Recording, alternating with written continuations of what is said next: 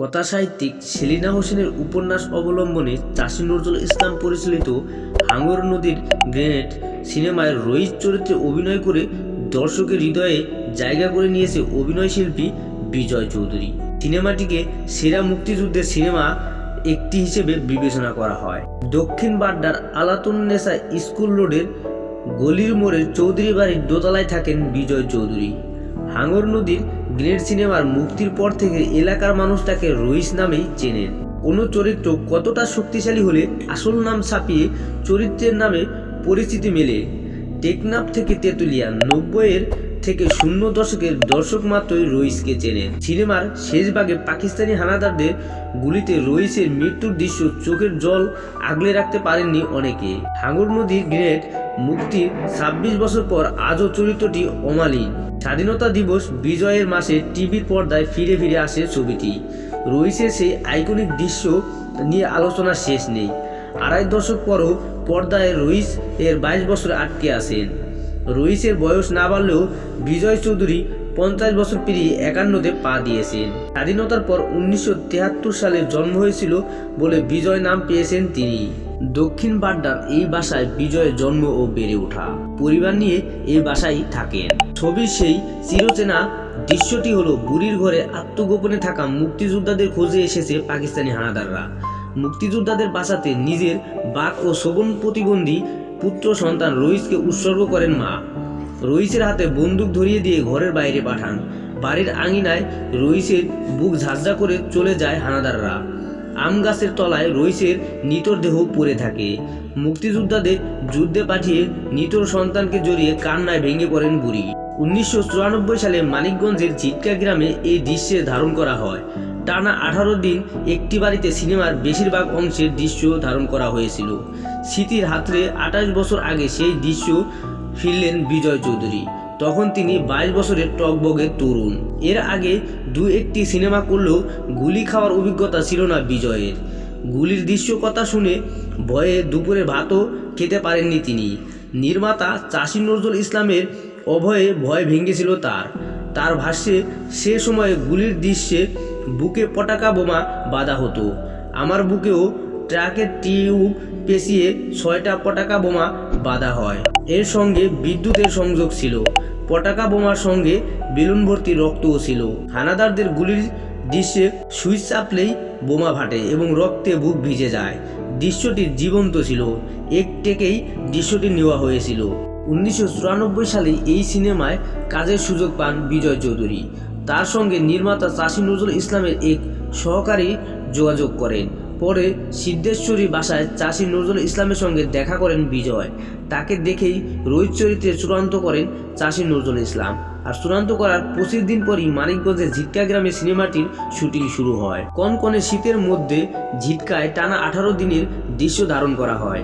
ঝিটকার বাইরেও বিভিন্ন জায়গায় দৃশ্য ধারণ করা হয়। সিনেমার পোস্ট প্রোডাকশনের কাজ শেষ হওয়ার পরও রাজনৈতিক কারণে মুক্তি পেছায়। প্রায় 3 বছর পর 1997 সালে 21 নভেম্বর সিনেমাটি প্রেক্ষাগৃহে মুক্তি পায়। এর আগে এফডিসিতে প্রিমিয়ার শো হয়েছিল। সিনেমার বিজয়ের অভিনয় দেখে প্রশংসা করেছিল খল অভিনেত্রী রাজীব। বুকে জড়িয়ে ধরে বিজয়ের পিঠ চাপড়ে দিয়েছিলেন তিনি। চরিত্রটি বিজয়ের বাবা মোহাম্মদ মনির হোসেন চৌধুরীকেও ছুঁয়ে গিয়েছে। প্রেক্ষাগৃহে গিয়ে ছেলের সিনেমা দেখেছিলেন তিনি। বিজয়ের বাবা মনির চৌধুরী জানালেন, এলাকার বন্ধুরা এখনও তাকে রইসের বাবা বলে ডাকেন। অবসরপ্রাপ্ত এই চাকুরিজীবী বলেন, আমি গুলশান পার্কে রোজ সকালে হাঁটি। আমার বন্ধুদের সঙ্গে দেখা হলেই আমাকে রইসের বাবা বলে ডাকে। ছেলের জন্য আমি গর্ববোধ করি। রইসের মৃত্যুর দৃশ্যটি আবেগ তাড়িত করে মনির চৌধুরীকে। শিল্পী নির্মাতাদের অনেকেই ভেবেছিল রোহিত চরিত্রে অনবদ্য অভিনয়ের জন্য জাতীয় চলচ্চিত্র পুরস্কার পাবেন বিজয় চৌধুরী। তবে পুরস্কার না পেলেও তা নিয়ে আক্ষেপ নেই বিজয়ের। সে বছর সিনেমার পরিচালক চাষী নজরুল ইসলাম, অভিনেত্রী সুচরিতা ও কাহিনীকার সেলিনা হোসেনের জাতীয় চলচ্চিত্র পুরস্কার পান। এর আগে 1993 সালে পরিচালক রায়হান মুজিবের প্রেম প্রীতি সিনেমা দিয়ে অভিনয়ের অভিষেক ঘটে বিজয়ের। মাঝে আরও 2-3টি সিনেমা করলেও রইসকে ছাড়িয়ে যেতে পারেননি। 1997 সালে লাট ভাই এরপর আর কোনো সিনেমায় পাওয়া যায়নি তাকে। 2.5 দশকের বেশি সময় ধরে সিনেমার বাইরে রয়েছেন তিনি। কারণ কি? বিজয় বলেছেন, হাঙ্গর নদী গ্রেনেড মুক্তির পর অনেকে সিনেমার প্রস্তাব পেলেও কোনো চরিত্রই পছন্দ হয়নি তার। ভালো চরিত্র না পাওয়ায় সিনেমা থেকে দূরে চলে গেছেন তিনি। সিনেমা না করলেও মাঝে মধ্যে টুকটাক টিভি নাটকে দেখা গিয়েছে তাকে। ভালো চরিত্র পেলে আবারও সিনেমা ও নাটকে নিয়মিত কাজ করতে চান তিনি। অভিনয়ের বাইরে মূলত ব্যবসায়ী হিসেবে নিজেকে প্রতিষ্ঠিত করেছেন বিজয় চৌধুরী। 2-3 বছর ধরে তৈরি পোশাক রপ্তানি করছেন তিনি। 4 বন্ধুর সঙ্গে অংশীদারি ভিত্তিতে ঢাকার বারিধারা ডিওএসএসে অফিস নিয়েছেন। বিভিন্ন কারখানা থেকে সোয়েটার নিয়ে কলকাতায় রপ্তানি করছেন তারা। এর আগে মতিঝিলে উনুন নামে একটি রেস্তোরাঁ ছিল বিজয়ের। প্রায় 1 যুগ ধরে রেস্তোরাঁটি পরিচালনা করেছেন তিনি। করোনা ভাইরাসের মধ্যে সেটি বন্ধ করে পোশাক রপ্তানি ব্যবসায় হাত দেন। বিজয় চৌধুরীর জন্ম ও বেড়ে ওঠা দক্ষিণ বাড্ডায়। 1991 সালে সাভার অর্ধচন্দ্র উচ্চ বিদ্যালয় থেকে মাধ্যমিক ও 1993 সালে ধানমন্ডি আইডিয়াল কলেজ থেকে উচ্চ মাধ্যমিক পাশ করেছেন। একই কলেজ থেকে বিকম সম্পন্ন করেছেন। 1996 সালে বিয়ে করেন বিজয় চৌধুরী। তিনি ও তার স্ত্রী সালমা চৌধুরী সংসারে 1 ছেলে ও 1 মেয়ে রয়েছে। ছেলে সাবির চৌধুরী ঢাকা বিশ্ববিদ্যালয়ে পড়ছেন। গত বছর বিয়ে করেছেন সাবির। মেয়ে ফিউনা আজাদ উচ্চ মাধ্যমিকে পড়ছে।